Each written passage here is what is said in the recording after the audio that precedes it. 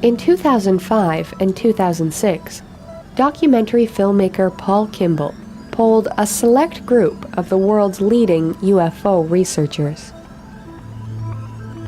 He asked each for a list of their 10 best UFO cases of all time.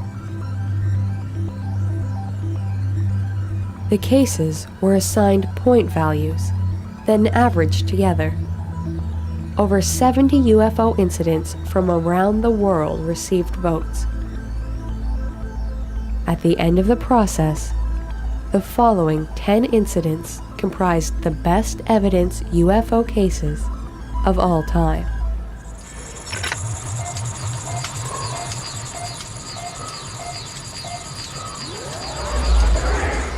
Though unidentified flying objects first gained a place in modern culture with Kenneth Arnold's sighting in 1947, and the thousands upon thousands of sightings ever since, the phenomenon itself was known long before that, from reports of airships in the late 19th century all the way back to biblical times.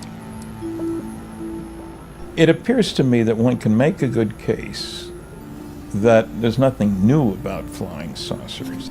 Earthlings have observed strange things flying in the sky that weren't birds. After all, before we were flying airplanes or balloons, what else was flying in the sky besides birds? The history of this thing seems to go back, if not hundreds, thousands of years. We have portraits painted back in the 1400s and 1300s, and before that, Japanese wood carvings and so on, depicting these things. And I don't know, it's pretty hard to blow it off when you see these things, and they look pretty much the same as what everybody's reporting now. Did they know something we didn't know back then, or did they assume something we don't assume now? Of all the artistic portrayals of what may be UFOs from the pre-1947 era, perhaps the most important can be found in a wood carving of an incident that occurred in 1561 in Nuremberg, Germany. At dawn on April 14, 1561, the skies over Nuremberg were reportedly filled with a multitude of objects, seemingly engaged in an aerial battle. Small spheres and disks were said to emerge from large cylinders. The objects were described in the Nuremberg Gazette as behaving in much the same way as some modern UFO reports, in that some of the objects would emerge from a larger object, or, as we might call it today, a mothership. But if these objects have been seen and recorded since antiquity, why have they become so much more prevalent in modern times? Stanton Friedman offers a theory. Everybody in the neighborhood is concerned about their own survival and security. That means keeping tabs on the primitives in the neighborhood. And since they all know that things change with time, thinking beings have a habit of learning how to do things better and differently. You check them out every once in a while, but only closely once they show signs of being able to bother you. Boy, the end of World War II was certainly such a time. Evidence of nuclear weapon explosions, rockets being fired, and powerful electronics, radar systems and all that sort of stuff. So suddenly, it became incumbent upon the powers that be in the local neighborhood to check us out. Make sure we don't take our brand of friendship out there.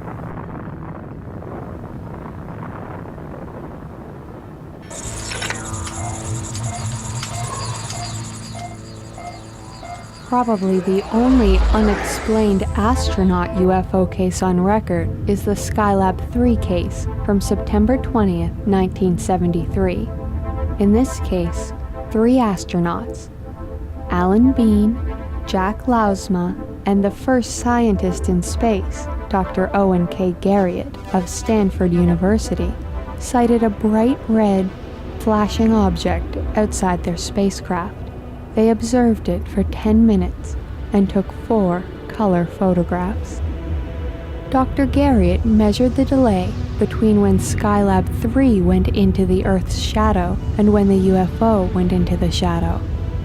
This gave him a distance measurement which showed the object to be between 25 and 30 miles away and over 800 feet in diameter. Now that is extraordinary. No one has ever orbited an object over 1,000 feet in size in space. In fact, at that time in 1973, the Skylab itself was the largest object ever put in orbit. I've spoken with a number of astronauts, and if you remember what the original requirements were, they had to be the best of the best. They all had to be pilots, for one thing. And pilots are familiar with things in the atmosphere. They don't live very long if they're not. So yes, I'm very impressed with astronauts. Are they 100% perfect about everything? Of course not, but that isn't the question. Are they as dependable as anybody else? I'd say yes, more so than most. What makes this a great case is that you have the highest caliber of witnesses imaginable. You have photographic data, you have optical ranging data, and you have size data from a combination of all that. There's nothing like it in history.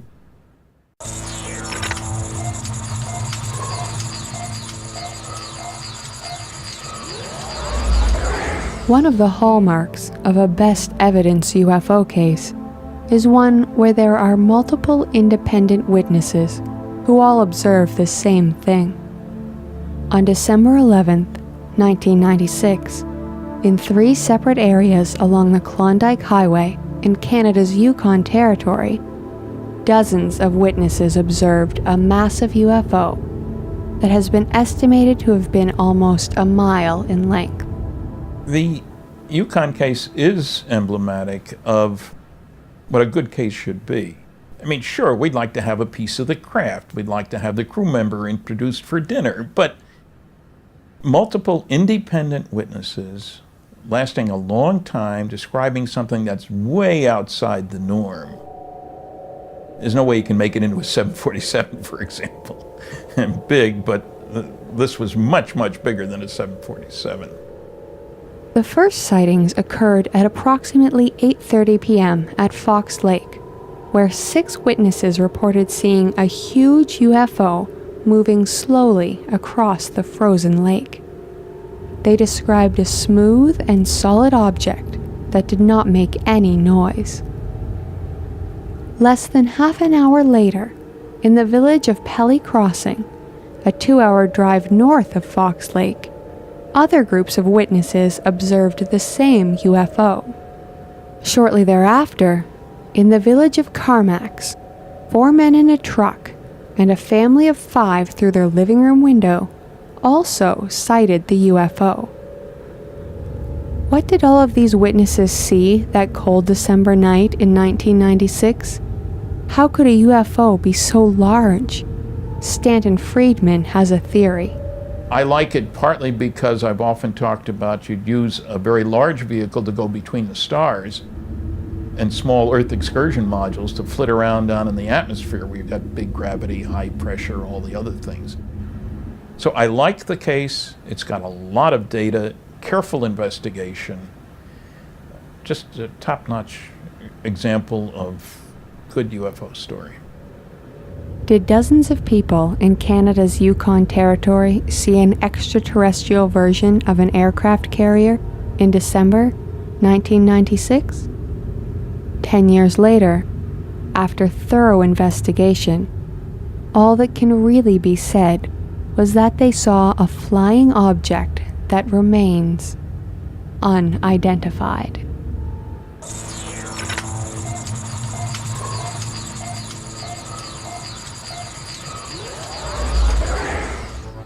Perhaps no UFO case is more worrying than one which appears to compromise national security, and there are few places more secure than a nuclear missile launch site, like the one near Malmstrom, Montana, at which Captain Robert Salas was stationed one morning in March 1967.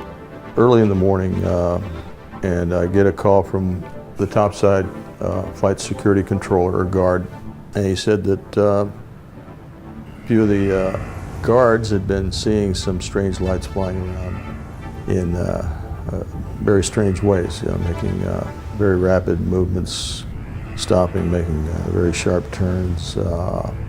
So I just kind of discounted it, and basically hung up on him. And he calls back about 5 minutes later. This time he's very agitated. He's yelling into the phone, screaming. Sir, there's a large red glowing object that's hovering right outside the front gate. Lieutenant Salas ordered the guards to secure the perimeter, and he went to inform his commander. At this point, the warning lights in the control center went off, and the missiles shut down, one after another. What made this event even stranger, if that's possible, was the fact that the exact same thing had happened 1 week earlier at Echo Flight, approximately 25 miles away. A lengthy investigation was conducted, but no positive cause for the shutdowns was ever found, despite extensive and concentrated effort. Missile officers are highly trained, engineering and science types for the most part. And the air police, these people go through special security schools. They have secret clearances, that sort of thing. They carry weapons. They're highly trained people. So I think it's very significant when people of this caliber make sightings. The tragedy is that we don't know all the details of the reports. They've been kept secret. I was there for another 2 years at Maelstrom. This incident was never brought up again in any of our briefings, and we were told not to talk to anybody about it. Over the years, it became more and more clear to me that what occurred was something that can't be explained as originating from Earth. I'm quite impressed with the Malmstrom case, not only because of the people involved, and there were quite a few people involved. It wasn't just a flyover by a flying saucer, oh, what went by. But the impact on the equipment that was there, I mean, it's kind of scary when you think of missiles being affected by a foreign power, if you will. And remember, it's one of a number of cases around SAC bases. There was a whole wave of sightings. Indeed, over the past 60 years, there have been dozens of sightings in and around sensitive nuclear facilities. At least one person who was there is certain that there was a purpose. I'm convinced that we were visited by some extraterrestrial object, and that there was not only visited, but there was a definite message. And the message was, get rid of your nuclear weapons.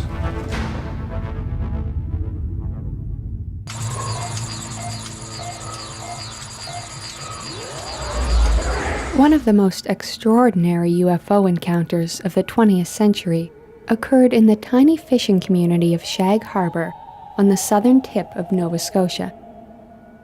On the evening of October 4th, 1967, several residents of the village noticed a rather strange grouping of 4 orange lights. A number of witnesses watched these lights flash in sequence for several minutes, and then suddenly and rapidly dive in a sharp 45-degree angle toward the water's surface. On hitting the water's surface, the lights did not immediately disappear, but seemed to float on the surface approximately 1/2 mile from the shore. Several reports to the Royal Canadian Mounted Police prompted 3 officers to investigate. Their reports indicate that they observed what the witnesses had: orange lights floating on the water. The officers, along with dozens of witnesses who had gathered on the shore, watched as the orange light slowly changed to yellow, and the dome-shaped object appeared to move slowly across the surface of the water, leaving a yellowish foam in its wake. After about 5 minutes, the object submerged beneath the water. The military was called in to investigate. Years later, UFO researchers Don Ledger and Chris Stiles uncovered the fact that the object that dove into the waters off Shag Harbor had been tracked. It had actually traveled underwater for a distance of about 25 miles to a place called Government Point. where the United States maintained a technically advanced military base for tracking submarines. At this point, the United States Navy also became involved in the investigation. As the Navy waited, the detection equipment picked up another object entering the area underwater. It joined the first object on the ocean floor. For nearly a week, the Navy vessels held their position over the UFOs, until the UFOs began to move towards the Gulf of Maine. The objects distanced themselves from the ships that pursued them, and then broke to the surface and shot skyward, where they vanished within seconds. What's different about the Shag Harbor incident, or the UFO incident, is that the witnesses, the lay people, claimed they saw an airplane or crashing into the harbor. They thought it was an airplane, and it was the military who classified it as a UFO. Usually it's the other way around, people. The lay people call it in and say they saw a UFO, and the military will say it's, just misinterpretation of a prosaic object in the sky. Could be an airplane or a planet or a star or something like that, or a satellite. So this was different. It was completely switched around from the usual concept. The Shag Harbor incident occurred over water and then underwater. As the old saying goes, the oceans of the world hide a lot of history and a lot of mystery. The difference with Shag Harbor, Nova Scotia, is that in 1967, the waters there may well have held a mystery that was literally out of this world. It's a history that the Canadian and American governments still keep secret 40 years later.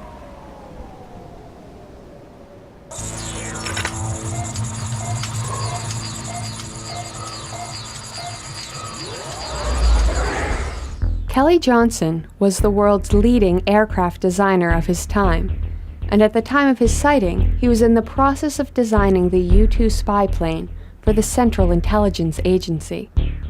Johnson was on the ground with his wife in Agoura, California, when, unbeknownst to him, a crew of his top flight test engineers and his chief aerodynamicist were aboard a Lockheed WV-2 aircraft flying over Long Beach, and they saw the same object at the same time from a different angle.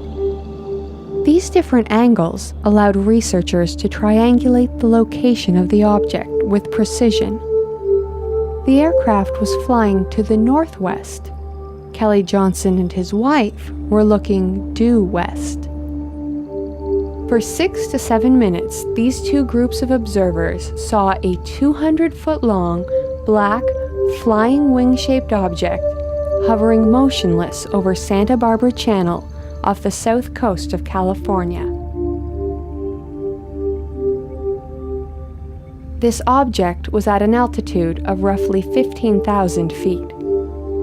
The aircraft flew directly towards it to see if they could get closer and get a better view. Meanwhile, Johnson started to observe the object with his binoculars, and he was able to see the object take off at high speed out over the Pacific, while his crew also observed the same thing from their different location. The object accelerated at about 130 Gs to 90 miles altitude until it disappeared. In his official report, Kelly Johnson stated, quote, "I am now more firmly convinced than ever that such devices exist, and I have some highly technical converts in this belief." So if there's one guy who ought to know what was flying around the country at that time, it would be Kelly Johnson. And he was certainly in a position to evaluate what he was seeing. And when he talks to somebody else, another one of his trusted people, and they saw the same thing, I don't see how anybody can throw that out. We're not talking about a 2-second observation at 3 a.m. by the town drunk. We're talking about Kelly Johnson at the top of the aerospace design business. The United States Air Force concluded that Johnson and his crew had seen a lenticular cloud. Despite the nature of the sighting, the quality of the witnesses, and the fact that the witnesses themselves specifically considered and ruled out that explanation. You would think that the government would perhaps reconsider its employment of a man who could not tell a lenticular cloud from a structured aircraft, but Kelly Johnson continued designing the most advanced and secret aircraft in the world for decades to come, none of which could move like the one he saw on December 16, 1953.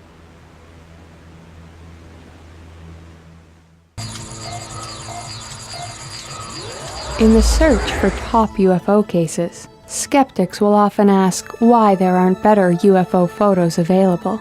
In fact, there are UFO photos out there that have withstood expert analysis, the best of which come from McMinnville, Oregon, taken on May 11, 1950, by farmer Paul Trent.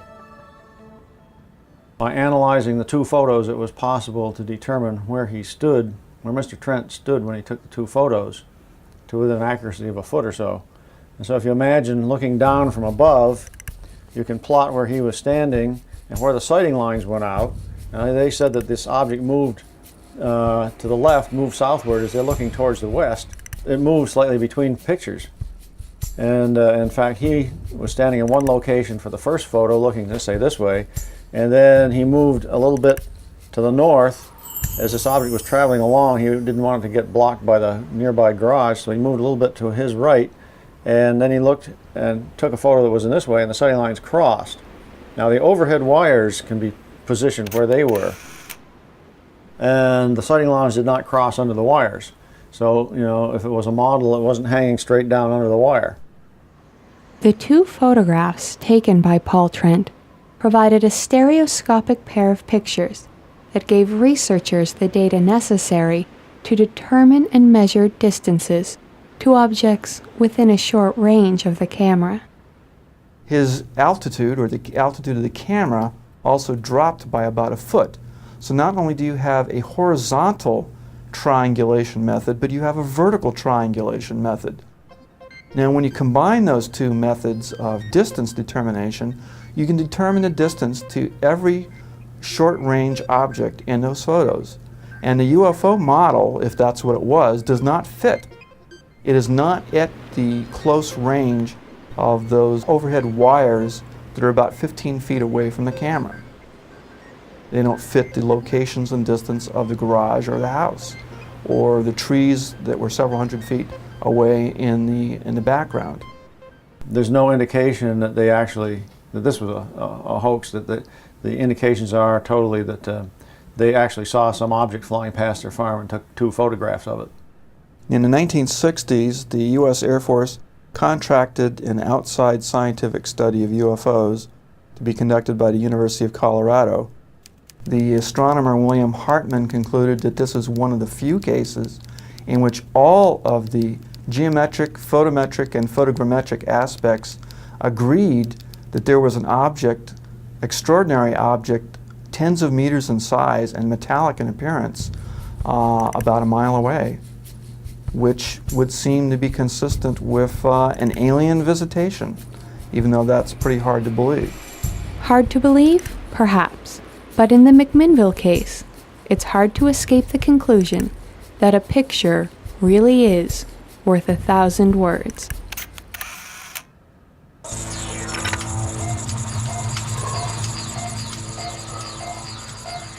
One of the best documented and most famous encounters by military personnel with a UFO occurred between December 26 and December 28, 1980, in Rendlesham Forest in the United Kingdom, near two air bases, RAF Bentwaters and RAF Woodbridge, which were at the time leased to the United States Air Force.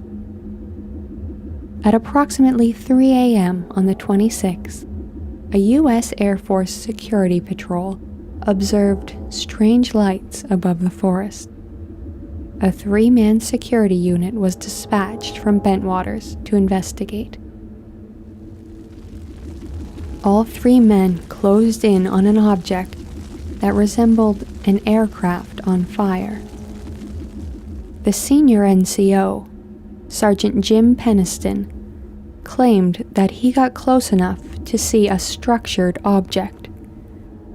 There was then a silent explosion of light, and the object disappeared in a blur towards the coast. The following evening, strange lights were again seen in the forest. The deputy base commander, Lieutenant Colonel Charles Halt, took a squad out to investigate. What he saw that night continues to defy explanation. It appeared to be like an eye. That's the best way I can describe it. Had a dark center and appeared to be dripping something molten, as though it were something pouring from like steel from a crucible. The object came even closer. It moved through the trees, going horizontal, up and down a little bit as it went. We were really in awe at this time. So we tried to get closer. We moved toward the object itself. The object receded out into the field. We watched it there in the field for a few minutes, and then it very silently exploded and broke into, I believe it was 5 white spheres, small spheres, and they just disappeared. While we're standing there in awe, one of the party members looks up and says, "Look in the sky." We looked up, and there to the north were several objects, 3 objects that were elliptical, and they had multi-colors. They were moving at high speed, at sharp angular movements, as though they were doing a grid search or something. I really can't say what for sure, but they were moving about quite rapidly. We noticed to the south there were several objects there. One particular one approached us at very, very high speed, probably 3,000 to 4,000 feet high, maybe a little more. Stopped almost directly overhead and sent a beam down to our feet. The interesting thing about the beam was the beam didn't radiate out. It was a steady beam, about 10, 12 inches in diameter. Not like a flashlight beam that spreads out as it goes. So it obviously wasn't a normal light beam, something more like a laser. We stood there in awe, quite concerned. But, was it signaling us, warning us, trying to injure us? We really weren't sure what it was trying to do, but we were really concerned at that point. And just as suddenly as it appeared, it disappeared. Rendlesham is Britain's best-known UFO incident. Arguably, it's one of the world's most important UFO cases. What makes it so important is that everything that makes a UFO case good happened here all at once. Firstly, you had an incident which happened over a series of different nights, so it's not just a one-off. Secondly, the witnesses, most of them were military, so you've got trained observers. Thirdly, you've got trace evidence, and this is absolutely critical. The UFO landed. Markings were found in the forest floor where this thing had come down on a tripod-like device. And critically, when the base personnel checked this area with a Geiger counter, the radiation readings were assessed by the Defence Intelligence staff at the Ministry of Defence as being significantly higher than background. It's just a very solid case in terms of all kinds of physical evidence, highly trained, reputable witnesses, everything you would want, except once again it's been muddied up. And once again, somebody in the government is lying about it and distorting the picture and hiding the truth. In the quarter century since the Rendlesham case occurred, Charles Halt, who retired from the U.S. Air Force as a colonel, has come to the same conclusion, that there is much more to this case than meets the eye. Several years later, I started running into people that were involved that I didn't realize were on the edge or had picked up bits and pieces from here.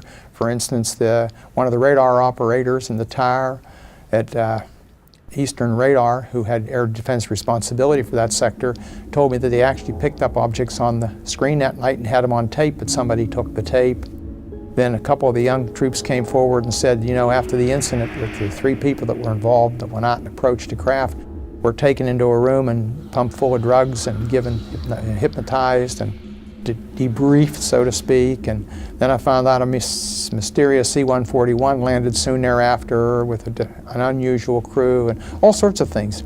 The aftermath is quite interesting. It was very obvious there was a great deal more interest than was ever publicly or openly admitted to anybody, including the senior officers on the base. To this day, No one knows for sure what happened in Rendlesham Forest between December 26th and December 28th, 1980. But one thing seems certain. Whatever these Air Force personnel saw on those nights was something more mysterious and perhaps otherworldly than the government would like us, and even them, to believe.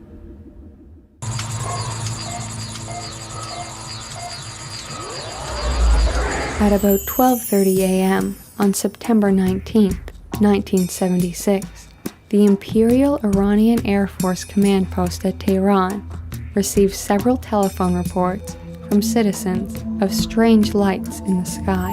The command post contacted General Nader Yousefi, Assistant Deputy Commander of Operations. General Yousefi took a look for himself and saw a very bright object, larger than a star. At that point, he decided to scramble one F-4 Phantom jet from Cherokee Air Force Base in Hamadan. Everybody was worried about incursions by the Soviets, flying aircraft over non-Soviet territories. So they had considered the possibility that this might be some incursion by the Soviets, but when they saw this multiple flashing light stuff going on, it made no sense to imagine that it would be the Soviets trying to covertly fly over Iran for whatever reason. You don't scramble if you're not worried. And once you've established it's not a Soviet airplane or something like that, why do you keep chasing? At 0130 hours, the F-4 took off and proceeded to a point 40 nautical miles north of Tehran.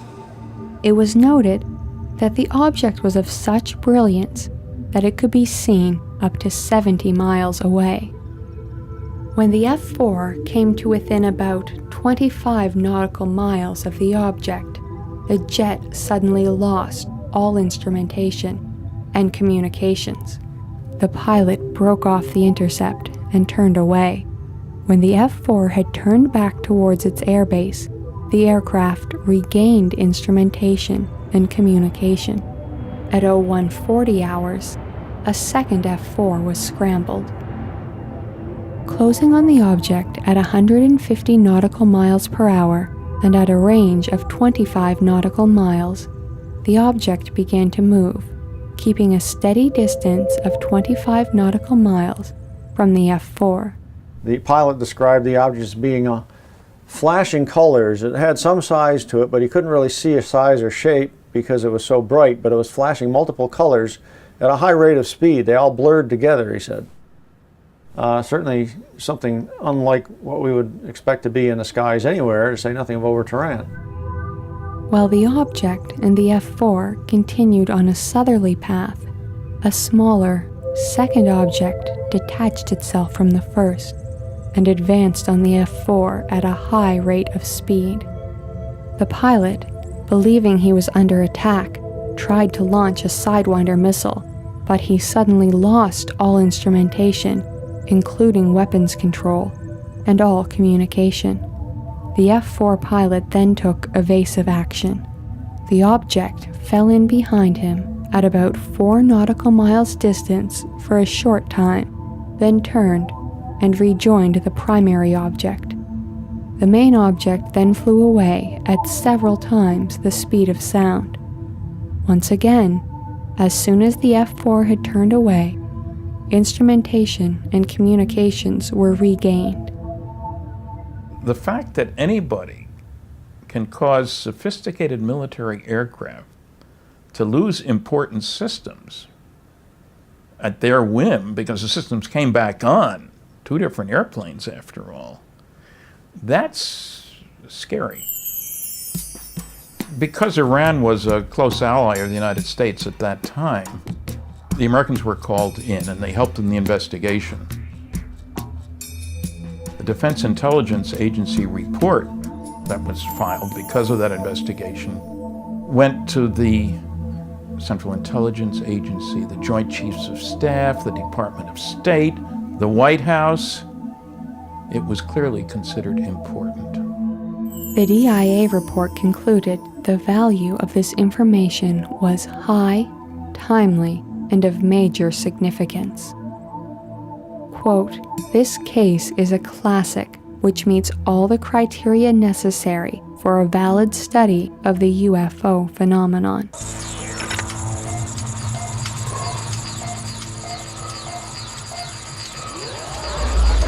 The best evidence UFO case of all time occurred on the 17th of July, 1957, when a United States Air Force spy plane had a close encounter with an unidentified flying object. The 6-man crew of an RB-47 aircraft, which was equipped with state-of-the-art electronic countermeasures equipment, including 3 electronic intelligence stations manned by highly trained Air Force personnel known as Ravens or Crows, were literally tailgated by an object that continues to defy explanation to this day.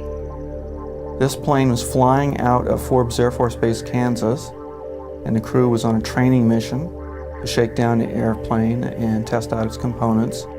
This crew detected and recorded on wire recorders and tape recorders the electronic signals, radar-like in nature, that came from the same direction and location as the UFO. It followed them and then overtook them as they flew over Louisiana, Mississippi, Texas, and Oklahoma for over 2 hours that night. The crew involved in the UFO incident was one of the top crews in the wing. They were instructors and evaluators in the standardization division and were highly respected. They had the most experience and the best training. The aircraft commander, in fact, Lou Chase, he made a landing after takeoff. One of the outboard engines froze up and broke off and broke the wing off there, and he brought the aircraft back in to test his skill and as a pilot. In the back end, the 3 Crows back there were the most experienced, and they trained all of the new Crows coming into the wing. Provenzano and McClure trained me when I came in, as a matter of fact. Eventually, these guys were not on the same crew because they had so much experience and knowledge that they were put on separate crews and became 3 instructors and evaluators within the wing. As the RB-47 moved over Texas, a brightly lighted object appeared and began to follow the aircraft. Major Chase contacted Radar Station Utah at Duncanville, Texas, which confirmed that their radar had also detected the UFO. You have a very experienced crew of a very sophisticated airplane having something very strange happen. They see it, they pick it up on their electronics, the whole crew is involved, ground radar is involved, it lasted for a long time. What more can you ask for? The UFO continued to play tag with the RB-47, which had left its scheduled flight path to pursue the object, until the aircraft began to run low on fuel and turned to head home. The UFO followed the aircraft until the signal finally faded as the crew approached Oklahoma City. In his report on the incident, the Director of Intelligence of the 55th Strategic Reconnaissance Wing stated that he had, quote, "No doubt the electronic signals coincided exactly with visual observations by aircraft commander numerous times, thus indicating positively the object being the signal source." End quote. The Air Force, via Project Blue Book, without any real investigation, concluded that the sightings in northern Texas were an ordinary jetliner. In doing so, they failed to explain the ongoing nature of the incident over several states, the appearance and disappearance of the object, both visually and on radar and electronic countermeasures equipment, and how exactly the Utah radar station failed to distinguish between an airliner that was 600 miles away from the RB-47 and a UFO. Researcher Brad Sparks explains why the RB-47 case is the best ever, contrary to what the United States Air Force said. Why is it so important? Because it's the only time in history that radio or radar signals have been detected and recorded from a UFO, not just are using radars to bounce signals off a UFO. We're actually detecting something that the UFO seems to be sending out. This indication of intelligence makes the Blue Book explanation even more absurd, as does the fact that this was not the only time an RB-47 encountered a UFO. Colonel Bruce Bailey recounts his own similar incident. We were flying a common cause mission. This was during the Cuban Missile Crisis, where we flew a mission every day to go down and take a good close look at Cuba and to identify any site that should fire on the U-2 or any other U.S. vessel or aircraft. And on this mission, we would fly down to New Orleans and hit a tanker right over the Gulf of Mexico out of New Orleans, get filled up with fuel, and then head on to Cuba. Well, on this mission, shortly after completing our air refueling, we had some aircraft or something come up, bright light, and intercept us, and ground control was tracking it. They could copy it too. And it wasn't with us that long, probably a total of 10 minutes, but that was broken in the middle with a gap of about 2 minutes when it went away. The difference in our experiences than the other crew was our equipment in the back end. All we got was noise. It just wiped us out. We didn't get any intelligible signals at all. When asked what it was that they encountered over the Gulf of Mexico, Colonel Bailey, a decorated Air Force veteran, can only offer the same conclusion reached by Major Chase and his crew 5 years earlier. Unidentified flying object is what would explain it, I guess, because the crew up front could see it. We had no windows in the control compartment. We couldn't see anything. But they could see it, and what they saw jived with what ground control was reporting, and the navigator could also track it on his radar. And it all tied together. There was something there, and it had a capability far greater than anything we could do. In the incident that you're talking about, as well as the incident with my crew, the follow-on was pretty much the same. You had a very thorough debriefing, and in that debriefing you were assured that you didn't see anything, you didn't hear anything, you didn't do anything, and that you would not say anything about it. I've heard of other crews and such running into similar treatment after they reported a UFO, and it got to the point that sometimes you would see something that would actually be a UFO, meaning it's unidentified, but you wouldn't say anything about it, because if you started harping or talking about a UFO incident, that was a good way to end a military career. Apparently, as far as the United States Air Force was concerned, when its top crews, who were charged with protecting the security of the nation in the midst of the Cold War, and who often came face to face with the enemy, saw something like this, they were really just mistaking it for a civilian airliner. If that was true, any sensible Air Force should have grounded those crews immediately. But instead, they kept on flying, so long as they stayed quiet about what they really saw in the skies above us. When one examines the best evidence UFO cases of all time, it becomes clear that the UFO phenomenon is worldwide in scope.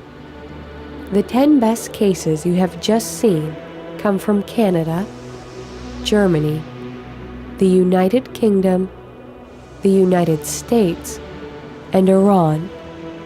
But if this had been a top 20 list, you would also have seen cases from Brazil, Australia, Japan, New Guinea, France, and New Zealand. This body of evidence compels us to ask the following questions. What should be done about the UFO phenomenon? And what does it all mean? For an answer, we turn to author and researcher Mac Tonnies, who hails from Independence, Missouri. The conclusion that Tonnies has reached is simple but profound. We don't know what UFOs are, but the scientific community should be trying harder than it is to find out. whatever UFOs might ultimately prove to be, and we might never find out, it seems to me that they are definitely worth scientific consideration, if for no other reason than they affect how we think and how we perceive our universe. They apparently have been recurring throughout time, and they have infringed upon our belief systems to the point where we now think of the alien as something very specific.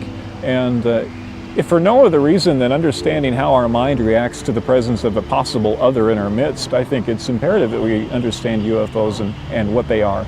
If, on the other hand, they are physical objects or paraphysical objects, which might be the case, and I don't think we have a proper vocabulary for that yet, frankly, I think that it's doubly important that we understand what these things are, because if they're real, if they're craft of some sort, if they're disinformation devices, then it seems to me that what they are doing is influencing the way we think, influencing our mythologies and our collective way of knowing ourselves. And I think that's a pretty sacred thing to be messing with.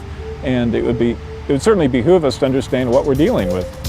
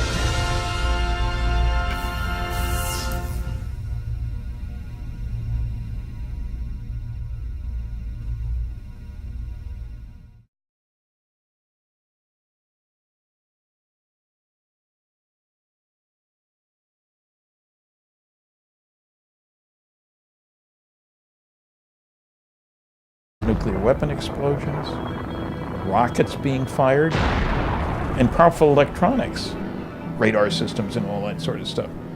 So suddenly, it became incumbent upon the powers that be in the local neighborhood to check us out. Make sure we don't take our brand of friendship out there.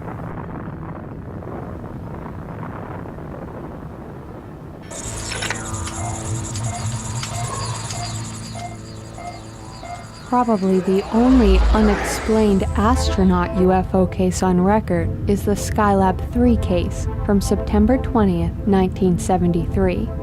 In this case, 3 astronauts, Alan Bean, Jack Lausma, and the first scientist in space, Dr. Owen K. Garriott of Stanford University, sighted a bright red, flashing object outside their spacecraft. They observed it for 10 minutes and took 4 color photographs. Dr. Garriott measured the delay between when Skylab 3 went into the Earth's shadow and when the UFO went into the shadow. This gave him a distance measurement which showed the object to be between 25 and 30 miles away and over 800 feet in diameter. Now that is extraordinary. No one has ever orbited an object over 1,000 feet in size in space. In fact, at that time in 1973, the Skylab itself was the largest object ever put in orbit.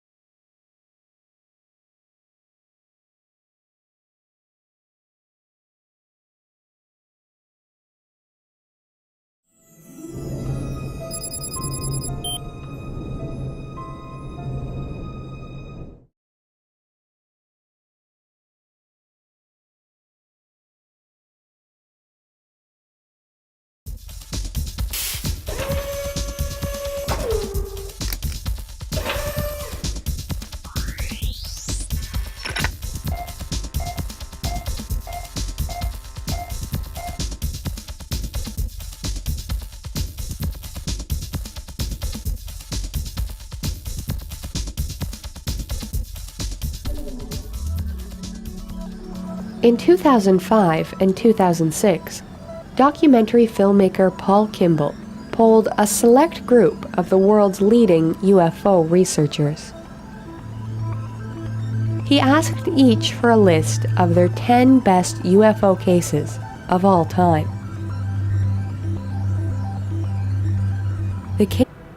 I've spoken with a number of astronauts, and if you remember what the original requirements were, they had to be the best of the best. They all had to be pilots, for one thing. And pilots are familiar with things in the atmosphere. They don't live very long if they're not.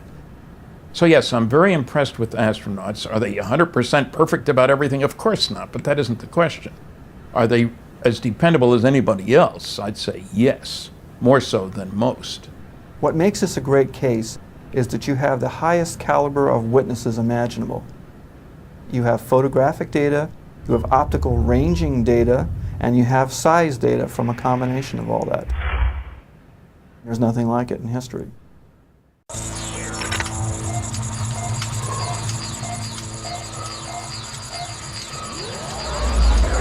One of the hallmarks of a best evidence UFO case is one where there are multiple independent witnesses who all observe the same thing. On December 11, 1996, in 3 separate areas along the Klondike Highway in Canada's Yukon Territory, dozens of witnesses observed a massive UFO that has been estimated to have been almost a mile in length. The Yukon case is emblematic of what a good case should be. I mean, sure, we'd like to have a piece of the craft. We'd like to have the crew member introduced for dinner, but multiple independent witnesses lasting a long time describing... Of all the artistic portrayals of what may be UFOs from the pre-1947 era, perhaps the most important can be found in a wood carving of an incident that occurred in 1561 in Nuremberg, Germany. At dawn on April 14, 1561, the skies over Nuremberg were reportedly filled with a multitude of objects, seemingly engaged in an aerial battle. Small spheres and disks were said to emerge from large cylinders. The objects were described in the Nuremberg Gazette as behaving in much the same way as some modern UFO reports, in that some of the objects would emerge from a larger object, or, as we might call it today, a mothership. But if these objects have been seen and recorded since antiquity, why have they become so much more prevalent in modern times? Stanton Friedman offers a theory. Everybody in the neighborhood is concerned about their own survival and security. That means keeping tabs on the primitives in the neighborhood. And since they all know that things change with time, thinking beings have a habit of learning how to do things better and differently. You check them out every once in a while, but only closely once they show signs of being able to bother you. Boy, the end of World War II was certainly such a time. Evidence of Cases were assigned point values, then averaged together. Over 70 UFO incidents from around the world received votes. At the end of the process, the following 10 incidents comprised the best evidence UFO cases of all time.